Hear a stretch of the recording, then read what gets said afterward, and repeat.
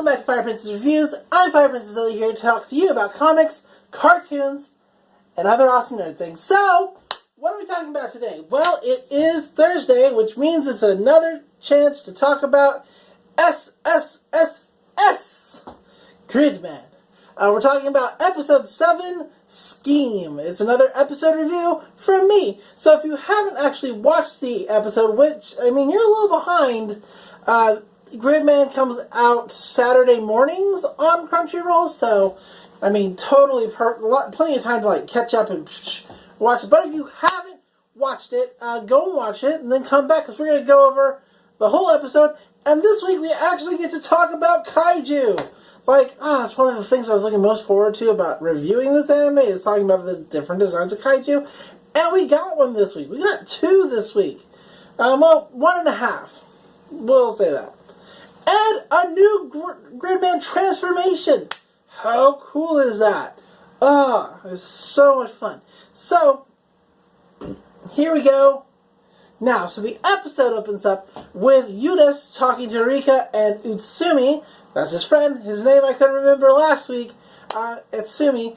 Talking to them about what the kaiju girl told him about Akane, how she's the god of this world, how she uses kaiju not only to destroy the city, but to put it back together, motioning to the kaiju that can always be seen, that are always still and motionless, as the ones who probably fix up the city. And, as you might have guessed, they don't believe him. Right? Rika thinks it's way too outlandish, and Utsumi, while also thinking it's probably pretty outlandish, has ulterior motives. Of course, he really likes Akane. Yuta even brings up the fact that maybe Akane could like kaiju, and that would be part of her motive. And Rika says, "No way! Girls don't like kaiju." And here's a really, like, a good portion of place where Utsumi can come and go, well, actually, I saw her at the store checking out kaiju. We checked out kaiju together and talked about them. We even get a little flashback to that, but Utsumi's like, yeah, girls aren't into that. So, way to be a team player, guy. The power of boners, I suppose. So, yeah. Utsumi decides that he's just going to ask Akane about it, but he can't quite work up the nerve to do so. And while he's working up the nerve and he's buying lunch, he runs into Auntie. A-N-T-I. Auntie. I don't like the way... I wish they'd give him a different name. Anyway. And he gets chased down the school by this human would-be kaiju, and he's like, bring out Gridman! And he was like, I can't!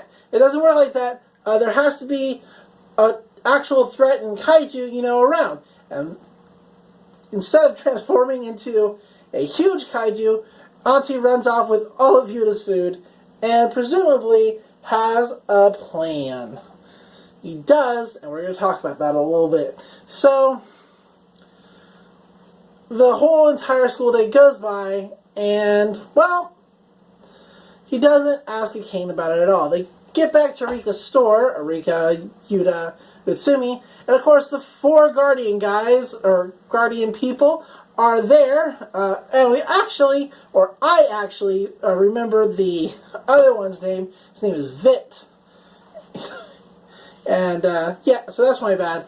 He's telling them about Akane, etc., and they're like, this seems too outlandish.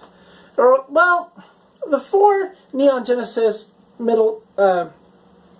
junior high students don't seem to have much of an opinion about it at all, but Rika and Utsumi are definitely 100% against this story.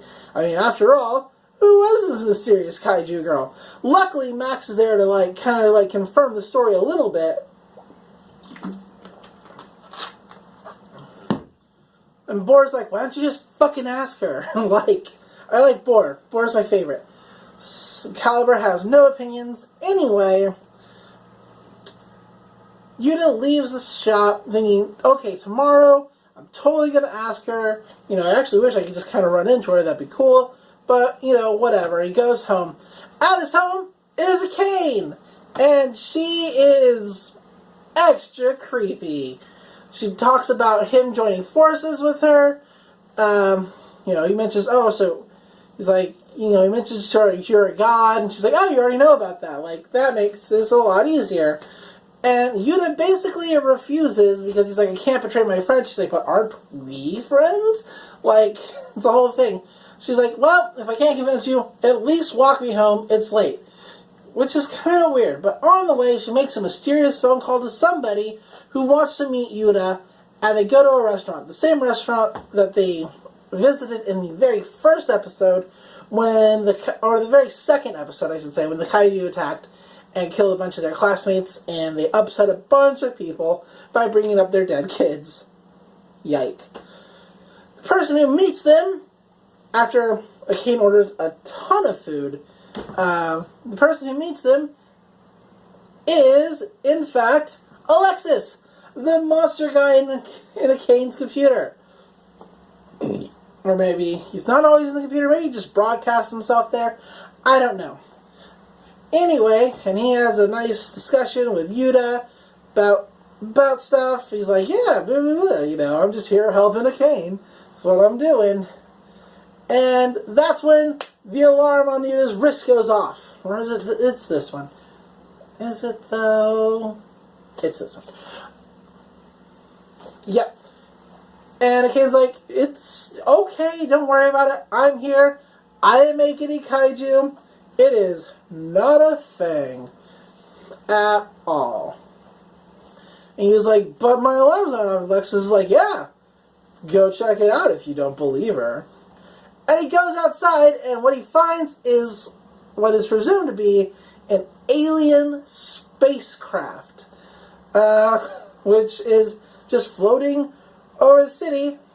Yuta runs quick back to the junk store, fuses with Gridman, and starts to fight the alien ship. Oh, Akane is like, what the fuck? I didn't make this at all. And goes back to her house to discover that Alexis worked in tandem with Auntie in order to create his Auntie for Auntie's own purposes and gains. Now, Gridman is having a hard time fighting this new threat because every time he uses his Gridman beam, it blows it up. But then, like, another one comes, like, zooming out from basically what feels like the same space that the beam blew some shit up. So, having lots of trouble, Utsumi is like, come on, somebody, go help. How about you, Bor? With your cannons, you're sure to win. And Bor's like, look, if the Gridman beam isn't fucking doing anything, I can't fucking do anything either. So, fuck you. Why don't we just send the fire? And everybody turns and looks at Vit. He's like, and they're like, we're talking about you. And so, it's a funny show. And he's like, oh, okay, fine. Access code Vitter. And it's like, yeah, it's great, because Vitter is a plane. And they fuse together to make Flying Gridman. I forget what it's actually called. Should have wrote that down. And Gridman is zooming across the sky. He's fighting this alien ship, using all different kinds of new weapons that come along with his new transformation. And he realizes that there's something above them.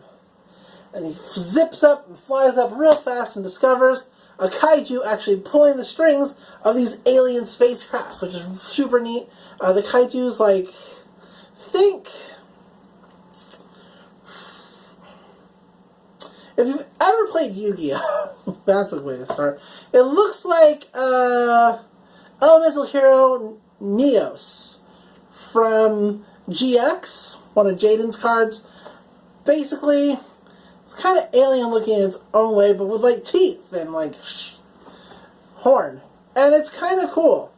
And so, it's basically using puppetry for these UFO ships and sending them attacking Gridman. Also, with this kaiju is Auntie just riding on its back, and Auntie transforms and Auntie can fly. It's really cool. It's 2-on-1, like it has been for every kaiju fight. since Auntie was actually created. And it's really neat to watch how Auntie's modes continue to change and grow for each and every fight that he gets into with Gridman. Because he apparently can adapt and copy, which is a really neat trick or for power for a kaiju. Gridman wins in the end, though, taking out not only the puppetry kaiju, but Vitter helps take out Auntie, while Gridman uses his Gridman beam saber to slice that kaiju in half. It's pretty sweet, it's pretty awesome, and yeah. Gridman wins the day. Akane's like, well, that was fucking pointless, wasn't it? And Alexa's like, yep, I guess only you can really make truly powerful kaiju. Don't worry about Auntie, I'll take care of handling his punishment. She's like, you better. Don't let anybody back into this room.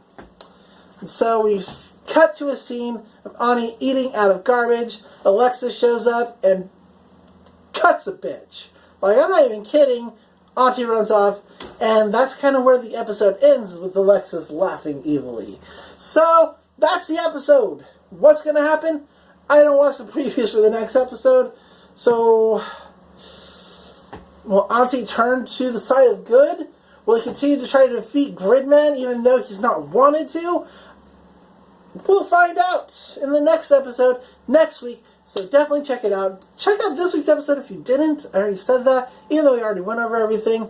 Yeah, this show is turning interesting. We'll see if Sumi comes clean about the whole lying thing.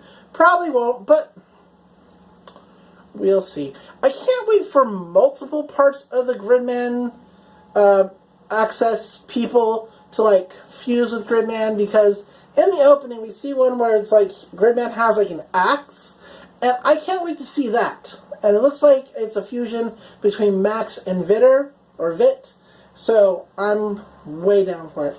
Anyway, what are we talking about next? Well, tomorrow we're doing a video about those comic book previews, so I hope you're looking forward to that, because I certainly am. And then after that, it's business as usual. So, be back here for it, be about it. Oh, yeah, that's it. But until next time, I'm Fire Princess Lily. Love comics, love cartoons, and I'll see you in the next video. Bye!